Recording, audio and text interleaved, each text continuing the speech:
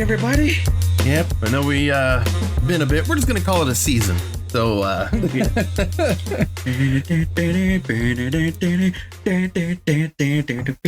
Matt is on a Sonic kick like y'all wouldn't believe. Be alive, moving through your mind. Okay, we're gonna get a copyright strike, Matt. Sounding too good. Whoa. Stop it. We're gonna get sued. Stop it.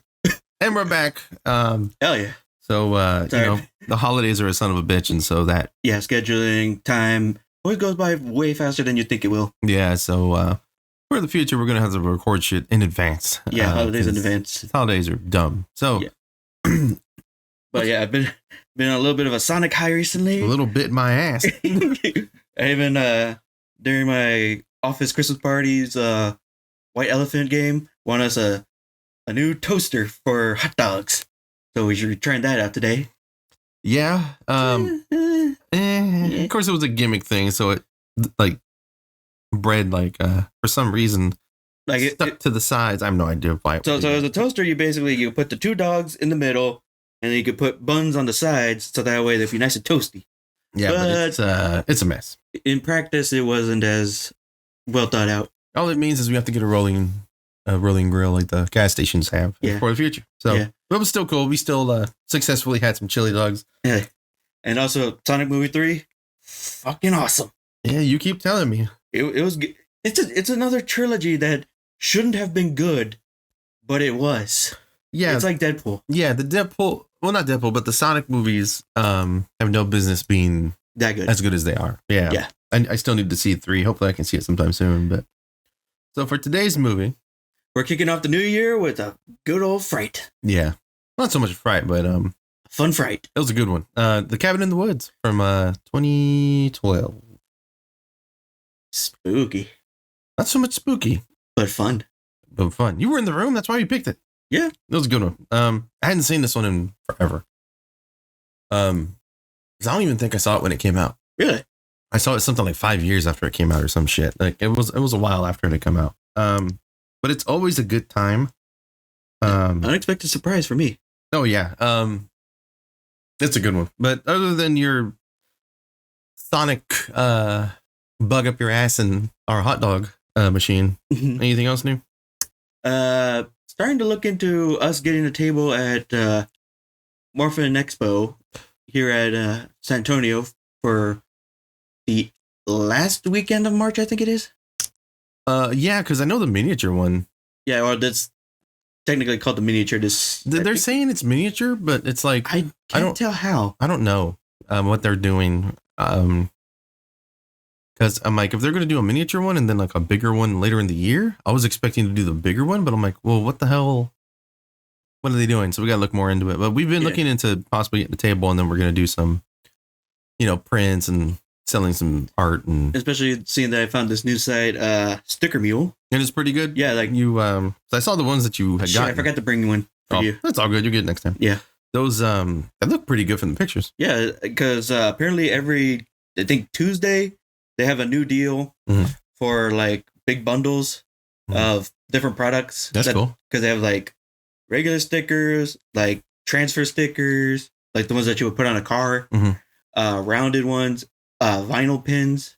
That's cool. Or not vinyl, enamel pins. Oh, okay. Okay. So, and then like every Tuesday they have like a thing of get 50 for like $20. That's pretty badass. Yeah. And then they also have like sample sizes for like 10 for like $5. That's pretty cool. Which I may get us a REKALL driving logo sticker. Well, that'd be cool. I mean, it's hard to find good sticker deals and shit like that. Yeah, so it looks like you found a spot, so that's good. On my end, I just been playing a lot of Star Wars Outlaws. That's about it. I've been playing a lot of Marvel Rivals recently. Oh, I don't know why. I don't. I've been having fun with it. I mean, I just I think I'm just done with hero shooters is what it is. Probably. Like I'm just so burnt out on them. And I'm like, it's just Overwatch with the Marvel skin on it. But I guess that's kind of what people wanted. So here we are. Yeah. And also, you don't have like loot crates and shit. That's a big one. That's a big one. Well, honestly, I don't think they would do loot crates. Yeah, nobody really does them anymore. Yeah, they just have like that whole skin. If you want that character, buy the fucking character. Yeah, that whole Overwatch debacle that happened with the whole thing that kind of put those in the dirt. Video game gambling. That's all it is. Yep. Give us money. Yeah, but I just been doing Star Wars Outlaws. I'm having way too much fucking fun with that game. Mhm. It's probably one of, if not the best Star Wars game I've ever played. It takes place in between Empire and Jedi, and there's no Jedis in it. Oh, They're not putting a force-fed, oh, hey, look, Skywalker saga, blah, blah.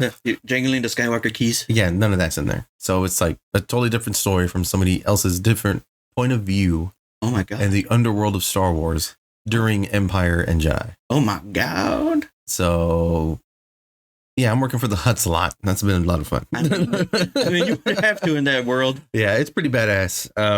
The whole faction thing, how you actually do have to play factions against each other and pick who you turn in quests to sometimes to raise your stuff, your good standing with, with like Jabba or the leader of the Pikes and shit like that to get things done or to make things easier for you because there's different areas and towns you can't go to if you're in bad standing with a certain syndicate. It's really cool. It's very thought out. It's the same people who made The Division. So oh, there you go. That's why. You love it so much. I think that's probably why I love it so much. So it's pretty bad. This motherfucker was obsessed with Division 1 and Division 2 forever. Oh yeah, absolutely. I'm tempted to start a new character in 2, but I don't know. That's a lot of work. Yeah. Well, yeah, I know. New year, new Jake. New year, right? New year, new character. So should we get into it? Yeah, sure. Let's do this shit. All right. So we always read that description. Read it, Jake. The Cabin in the Woods is a 2011, 2012, 2011. Release date and bullshit. Yeah. Science fiction comedy horror film directed by Drew Goddard in his directional debut, produced by, this is the only mark against this film, Josh Whedon, and written by Whedon and Goddard. It stars Kristen Connolly, Chris Hemsworth, Anna Hutchinson, Franz Kranz, Jesse Williams, Richard Jenkins, and Bradley Whitford. The plot follows a group of college students who retreat to a remote cabin in the woods where they fall victim to a variety of monsters while technicians manipulate events from an underground facility for a global purpose. Yeah, so what'd you think, man?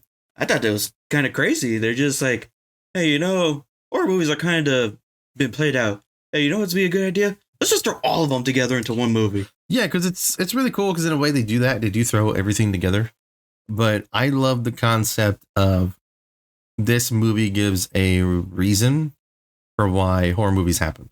Yeah. And it gives a reason for all the tropes in horror movies, so it's got, the ditzy blonde kind of stuff. It's got the typical like single guy who's a stoner, the frat boy, the quote unquote virgin character, the nerd character, all the tropes of a normal slasher movie. And it puts reasons behind all of it. Mm-hmm. But the whole all to appease the ancient gods below us as sacrifices. Yeah, all to appease elder that gods, shit was which awesome. is really cool. I love the concept. It's very comic booky. Yeah. I mean, it's Joss Whedon, so it's going to be kind of comic booky. Yeah. Even though he's a fucking asshole. I like this kind of movie. It's like I kind of want a prequel to where that whole like agency is finding and gathering all those monsters. Oh yeah, that'd be fun.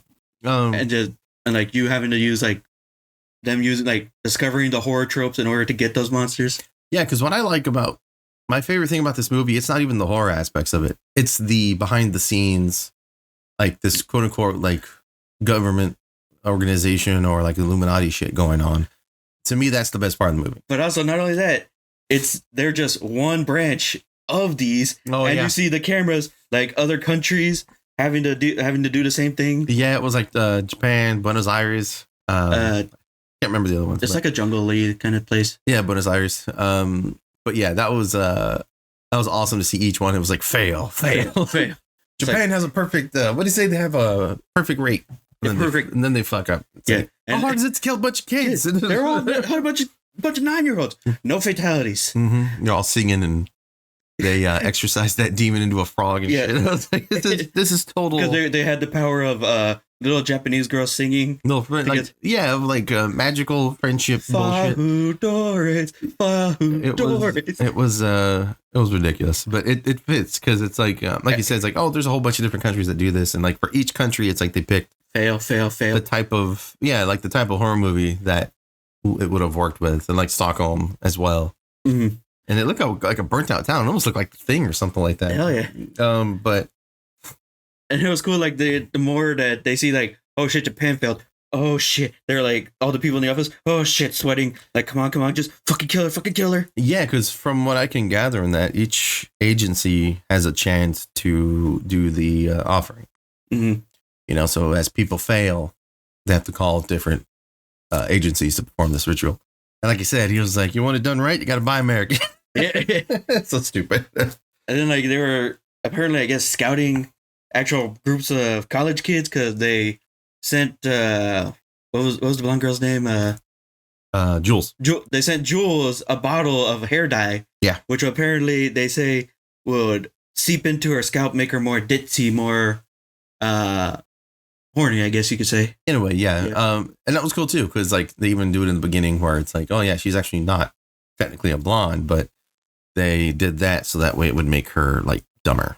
It was in the dye. Like there's stuff like that. So it's, and then of course, like when they're panning out from that first scene, there's that guy on the roof and he's like, their targets are on the way. Targets are on the way. And it's like, cool. So it's like this whole drawn out thing that they have to do so they can get that ritual done properly, you know. And it was, to me, I love seeing that kind of thing. And then the fucking asshole office placing bets on what's gonna happen this year. Oh, I love that shit so much. And did you take a picture of all the like the board that they have for the office guessing? No, but I'm sure it's very easy to find. Because at the point in the movie, like right as soon as they get to the camp or to this cabin, the office inside are taking bets on what's gonna happen this year when they get killed. And the intern's like, fuck, the engineering has that one again? I wanted that one. Yeah, and like I'm not going to read them all off because there's so many of them, but some that stick out, which are just the best. It's like witches, then sexy witches, angry molesting tree, giant snake, deadites. Yeah. Which is a nice one. Kevin. Which... It just straight up says Kevin. I wish we could find out which one that one was in the end. Oh, I know. Like, I'm sure there's so much shit going on at the end of the movie. I'm sure there's probably, he's probably in there somewhere. The unicorn, dismemberment goblin, sugar plum fairy. Don't forget the merman. Yep, there's a merman. Yep, and it says Hadley, which is the character he chose. That's what he chose. Mm-hmm. And then zombie redneck torture family, and it says maintenance, and then it says split with Ronald the intern. Yeah, Ronald. But yeah, it's so cool to see the whiteboard. And it's like, that's like every fucking trope or horror movie really that there's been. And they just chucked them all into one. They're all in containment bins. And then it's almost like when they get down to the basement. Yeah. It's a choose your own adventure. It turns into a choose your own adventure. Yeah. Because the jock guy, he's playing with this like sphere thing, pushing buttons. Yeah. Looks like the Layman configuration from Hellraiser. Yeah. Then Jewel over there about to put on a fucking haunted necklace. Mm-hmm. They open up like one of those doll boxes. Oh, music box. The music box with the ballerina. Yeah. Some dude has a fucking conch shell in his hand. And he's about to blow into it. Yeah. And then like we find out Hadley gets pissed off. He's like, damn it. He's like, the conch was in his hands. And he's like, I'm never going to get to see a merman. It's so fucking stupid. And then one guy was about to do something with some like Super 8 film. Yeah, he was looking through the film. I wonder which one that would have been. That's probably Kevin. Kevin? I wouldn't doubt if it was him. That'd be funny if it was. So, but nope, she accidentally reads some Latin in a journal. And that's like rule 1, you don't read Latin. Don't read Latin out loud ever. Ever. Just say there's Latin. Rip that shit up. And what's funny is you could have done a crossover with Evil Dead, like, and just done the Latin that way, and it raised the Deadites. Yeah. And Ash. If she did a different chapter, it would have raised the Deadites. Mm-hmm. Like chapter 1, you get the rednecks. Chapter 2, you get the Deadites. Yeah, and it's cool. Groovy. Very different type of horror movie. It's got a lot of comedy in it, which is nice. Mm-hmm. Very in the vein of Evil Dead, I feel. Because of course Evil Dead, it happens in a cabin in the woods. So it's cool to see them take it and run with it and do this with it. Like seriously, I could sit there and watch a movie all day about those two characters, Hadley and I can't remember the other guy's name. Yeah, sitting there just operating the shit and talking bullshit. Yeah, like one of the other years of that, it actually went successfully. Mm-hmm.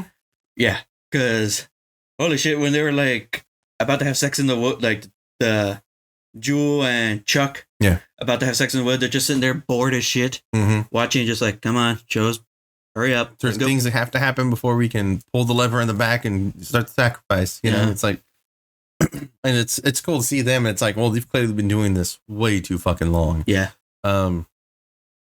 And it's just a fun watch. I love, and also it's fun how like they're like, oh shit, son of a bitch, they're making too much sense. All right, pump them a little bit of gas because they're like, all right, we gotta stick together. Nope, pump the gas, we gotta split up. yeah, it makes them. It's cool to see the how the cabin is like completely wired. Mm-hmm. You know, for sound, video. It has all that shit going on specifically so they can monitor them once they get them there and try and get the sacrifice on the roll. Because it's like they can't directly do the sacrifice. They have to influence them. Just a little nudge. Yeah, they have to choose. They have to steer them the right way to do that. And then, of course, to me, it begs the question: it's like, how long have they been doing this? Mm-hmm.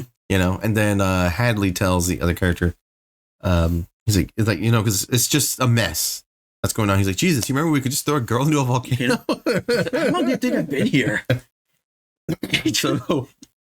So clearly we've been doing this for a while. Hell yeah. But yeah, no, it's a fantastic time. I love that shit. That's theirs.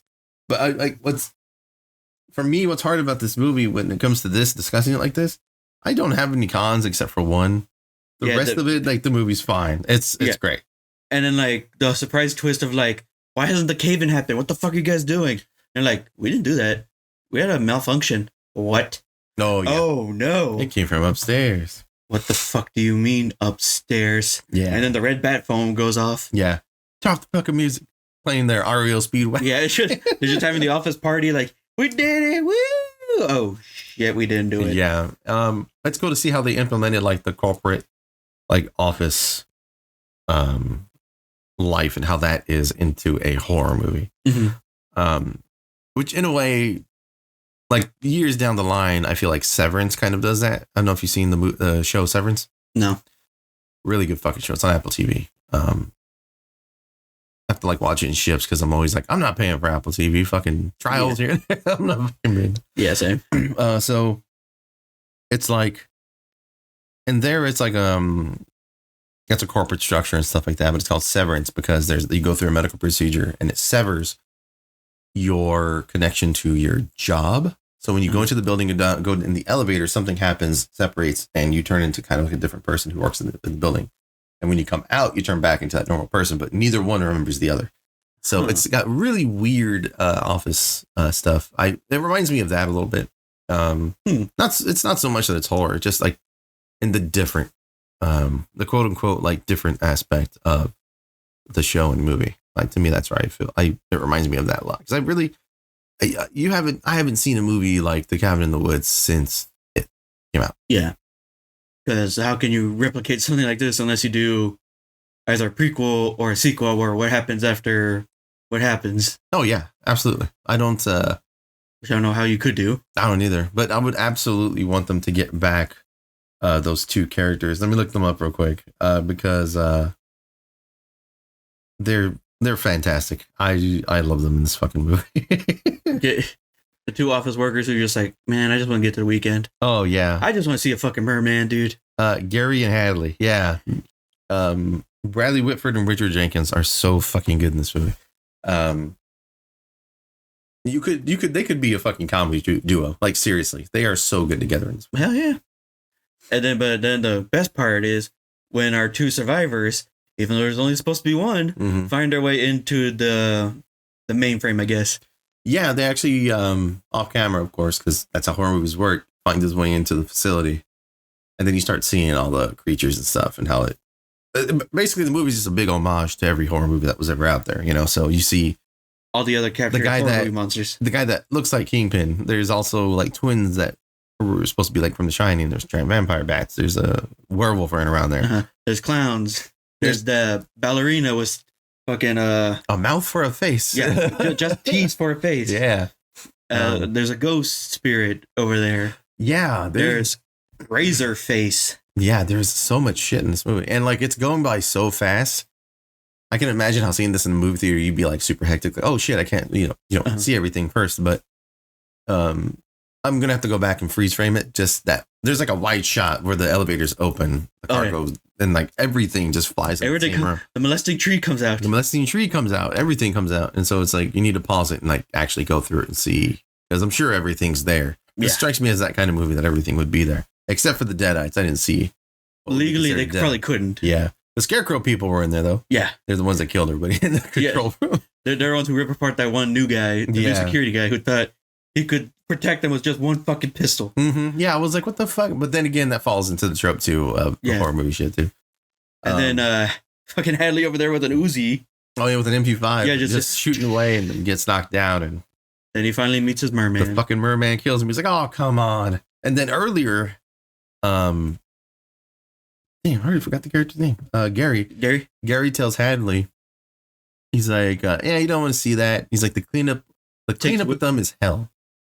And then you see why, because as he's being eaten, they're shooting blood out their blowhole. It's just like everywhere. It's like, oh, no wonder. Jesus Christ. And then everybody in the office is getting killed by the monsters that they've been hiding for a week, for forever. Yeah. Everyone's dead in the office. Yeah, and then we get down to the end, and they're like, all of a sudden, all hell breaks loose. Yeah, Ellen Ripley shows up. Sigourney Weaver. Of course, gives you the typical Bond villain. What do you call it? The monologue. Yeah, thank you. And tells you what's going on, and But that's my only complaint with this movie, is the absolute very end shot. I love the lead up to it. I love how it's like, oh, we have to do these rituals and stuff like this to keep elder gods at bay. With sacrifices. They show us all these cool fucking monsters. Then the last thing you see is our two survivors. They're having a joint while... Yeah, floor caves in, zooms out, and then a huge hand that's cracked with lava in it comes up out of the ground and slams down to the floor. For some reason, I fucking hate that. I don't know what it is. And you were saying that you would have preferred a zoom out more of just the earth starting to light on fire. Earth on fire would have been a good one, I think. Or just them being crumbled. That completely decimated landscape and gods walking on earth. Like something. Like, they show you all this crazy shit. And then they skimp out at the end. I feel like they skimped out at the end. It's just a hand. Well, probably no more budget at the end. That ain't my problem now, is it? You want a fan edit of the world on fire, or like the movie This Is It? Did you ever see that one? This Is It? Which one was This Is It? Like Seth Rogen, Jonah Hill, a bunch of comedians at the... Oh, yeah. At the rapture. Yeah. And Satan walking around on Earth, giant devil dick swinging around. Exactly. Something along those lines. But that's really my only complaint with this movie. Other than that, it's a good time. It's fun to watch with somebody who hasn't seen it, like you. Very creative. Yeah, it's super creative. It's I wish there was more stuff like this out there, but of course there is. Or just like, I don't even know how you would do it to that magnitude, or like just an agency hunting down the monsters, and they have bets on like, okay, who do you think's at Crystal Lake this time? Is it Freddy? Is it Jason? Who the fuck is it? That'd be cool. Like if they were able to do another one with the licenses and stuff, that'd be really fucking cool. It's like, okay, we have to keep these monsters at bay, and the only way to do that is once a year, give them a chance to just release, and we gotta bring them back, or else they run amok. We have to pull a TMNT and let the monsters run the earth. Yeah, I like that movie. I don't care what people say. The unofficial like Teenage Mutant Ninja Turtles 4. It's such a good movie. Dude, that movie was awesome. It's really fucking good. I saw it at the Dollar Theater. I went with a friend of mine. We were just bored one night, and we're like, yeah, fuck it, we'll go see TMNT. And like, we get in there 5 minutes in, I was fucking glued. I was like, oh my god, this is great. Dude, that movie, and it has like the best dynamic between Leo and Raph. Yeah, it's really good. Oh my god, so good. That might have to be a celebratory episode too. Fuck yeah. More turtles. Or Red Band. You know what? Looking at our episode so far, there's a surprising lack of turtles. Well, we've seen them all, so yeah. Yeah. Well, actually, I haven't seen the newest one. The Shadows? Was that the one? The Mutant Mayhem or whatever? Oh, you haven't seen Mutant Mayhem? Nah. I like that one. That was a good one. Okay. We may have to watch that. I'll put it on the list. Which one was Out of the Shadows? Out of the Shadows was like the second Michael Bay one. No, we saw that one. Yeah. It's honestly, it's actually pretty good. Just because his hands were a little bit further away from stuff. Let me see here. We're adding to the list as we speak. Because we need to put on the list more Turtles and more Transformers. Yeah. Because those are our bread and butter. Well, which Transformers have you not seen? That's the question, yeah. They may have to be celebratory. You've seen the original, right? Yeah, original animated. Original animated. I used to borrow the shit out of that from you. when you used to live way over there. Mm-hmm. I remember I saw up to 4. No, I think up to 3 of the Michael Bay, and then I said, "Fuck this," and then we don't need any more. Yeah. Jesus Christ, they're terrible. Yeah. All right. Are we going off the rails? We're just chatting A little bit, because like 'Cause I'm fine. That's the thing with Cabin in the Woods. It's great. It's great, but there's like no flaws in it. Yeah. Like other than, I don't know, guess the nerdy character didn't really get that much time in it, but what? You really didn't, did you? Yeah, because you got Chris Hemsworth over there being quasi Thor. Yeah. Or Scholar Thor until they pump him with the gas, and he's just like alpha jock. Yeah, pretty much. Yeah. And it's cool how the stoner guy actually started figuring shit out, because apparently the weed that they gave him made him immune to what they were trying to do. Like, he heard the whispers. He's like, what the fuck was that? Yeah, and even I guess somebody who was the head of chemical department said it, that their stash, whatever they were, wherever he was getting his stuff, also was part of them, what they were putting out. Oh, it was their somebody stash. Wasn't watching it, so whoever gave him what he was smoking, it was immunizing him. Yeah, shit. And it's like, at the same time, it's like, how fucking convenient, just like horror movies. Very convenient. Mm-hmm. Coincidence? I think not. Of course not. The motherfucker decided to quit in the most dramatic way possible. Oh, yeah. Dooming the world. Yep, dooming the fucking world. And then he went ahead and smoked anyway. Mm-hmm. But,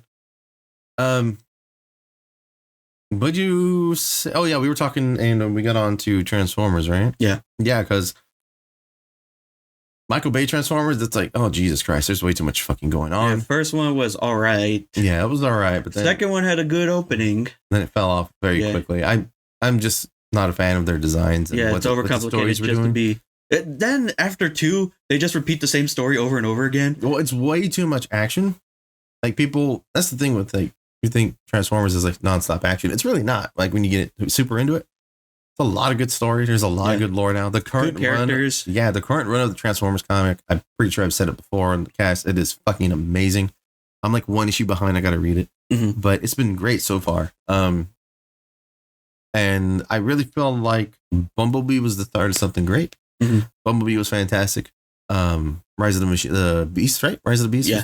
That was that's a fantastic fucking movie too. I haven't seen that one actually. Really? Yeah. Okay, we're going to watch that. And I'm pretty sure that's going to be the last live action Transformers for quite a while. I think it's going to be the last Transformers movie for quite a while from the sounds of it. Yeah, because Transformers 1 came out.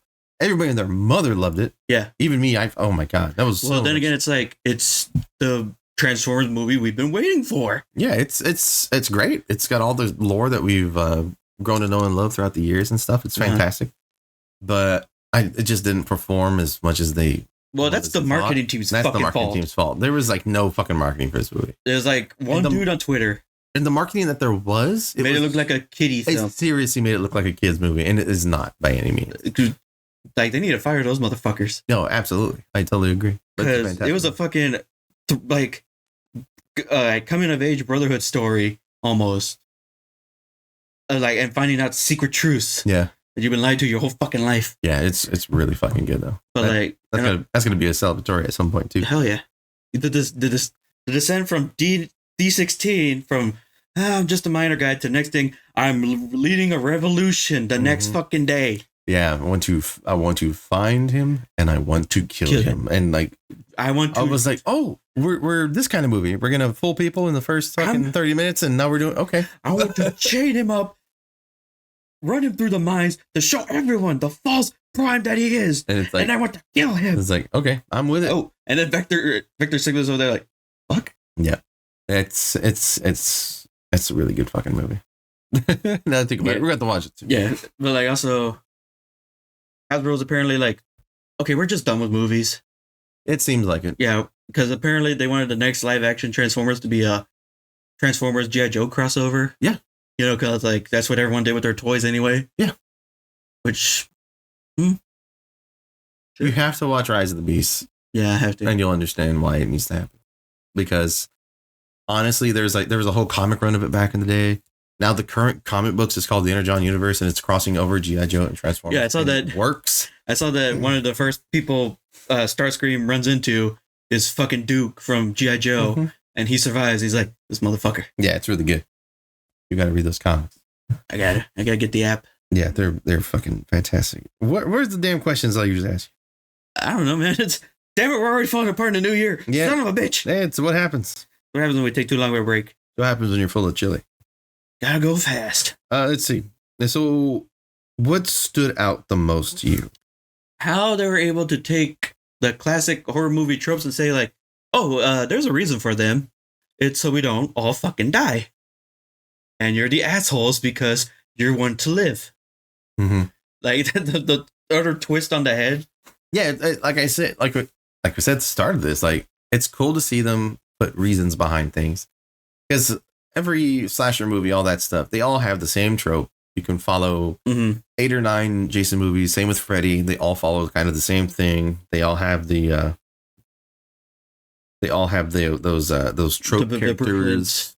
Huh? The blueprint of like, yeah, they all follow do this. Exactly. They all kind of follow the same blueprint. Colored by numbers. Yeah, but now there's a reason that it's colored by numbers. It's to keep the world from ending. It's to appease the elder gods. Mm-hmm. And it works. I like it. Yeah. I think it's fantastic. And how do you think it compares to I can't even say if other horror movies of the genre because this is a today, genre. because it's like it's still within the last 20 years. Like it's not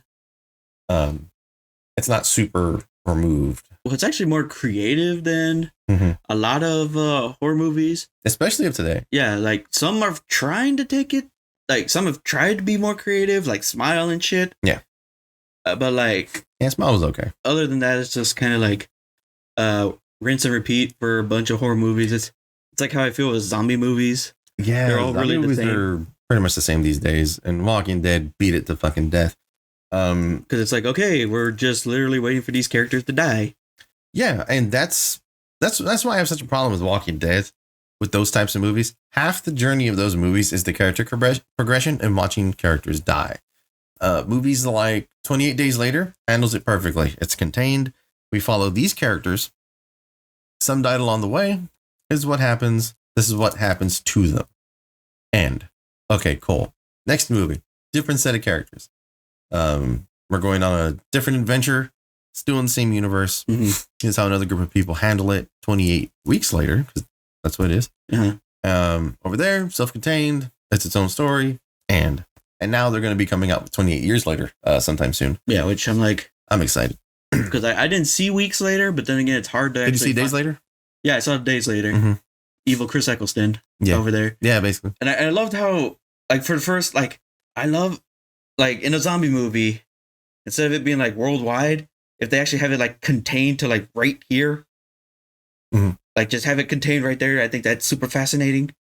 Instead of it being just, oh, the world's dead. Fuck it. Yeah, because, like the comics Walking Dead is cool. I like how the comics flow, but then eventually the comics, it just becomes a slog. And I want to say the show ran longer than the comics did. I think so. It's like just like 10 seasons. Cash grab at this point. He's doing it with Invincible again too. So, I don't like things to run on fucking forever. I want stories to end and have contained worlds and stuff. Because like literally after a while, you're just waiting for these characters to die. Yeah. And you're like, I got bored 10 issues ago, 10 episodes ago. Is there something new we could do? It's more like old anime. Old anime runs for like a season, 25 episodes, 13, 25, and it ends. Cool. We're done. Full Metal Alchemist Brotherhood did in 60. Done. See, I'm fine with that too. Like that's like 3 seasons. You know what I mean? Yeah, because like it also kept building up to the bigger mystery. It's not like I don't know where fucking space aliens came in and we have to team up with the bad guy. Exactly. Yeah. See, and I'm fine with that. Even British shows, like they'll run for like a season or two, like a series or two, but it's only like maybe 6 episodes in each. So like shit like that. It's contained. It doesn't run on forever, which is nice. I like things to be wrapped up like that. And then it's like, it's very good stuff. So I just go back and watch it all over again anyway. Like I watch Letterkenny and Shoresy all the fucking time. I love those shows. Yeah. And for it being a quote unquote modern horror movie, does a damn good job. Yeah. And also it kind of prevented itself from making like 19 sequels. You know what I mean? Yeah. Like the only thing I would want is like maybe, although I kind of would want it to be a series or something. where they're just containing all the monsters. Yeah, I know. You said it a couple times. That'd be cool to see because it's like there was clearly an adventure made to be had getting all those things in containers. Or you know, it could be this. It could be a fucking container for a anthology series. Oh yeah, of like these guys are back, and this is what happened when the dude picked the razor face guy. And you could do that. Like that's the whole point of that basement. Like there were choices to be had, and they just so happened to pick that book. You know, so it opens up that you could have done more crazy shit with it. But then it also begs the question of what happens. Oh, I guess it doesn't really have to. I mean, at the end, you could just do it. Sorry, they died. Sacrifice successful. Yeah. We're good. I mean, hell, and even with the fucking agency, you could be like, great, Japan's taking it this year. Yeah. And then you do an episode with them. Mm-hmm. Or like a different country's horror movies. Yeah, exactly. Yeah, like it would be cool to see the Japanese section. Like actually go successful. Huh? Like actually be successful. Oh, yeah. See them and all their crazy ass antics because, of course, Japanese are horror the is different. King of horrors. Yeah, they... Goddamn. Italians love gore. Apparently. Oh, yeah. Italians like gore and zombies. The actual Fulci zombie movies are fantastic. I mean, how often you could see a zombie fight a shark? Excuse me? You fucking heard me. That's going to be on the list. What'd you recommend? Actually, yeah, it's a fun movie. Departure from the norm. Yeah, like that's what I was thinking. I was looking at the list. And I was like, well, I don't want to do like super horror. Man, like more of a lighter mood today, but I do feel like I still felt like watching some horror today. And then this is like a perfect in between. It's got horror, it's a little gory here and there. It's more like just splatter than it is actual gore.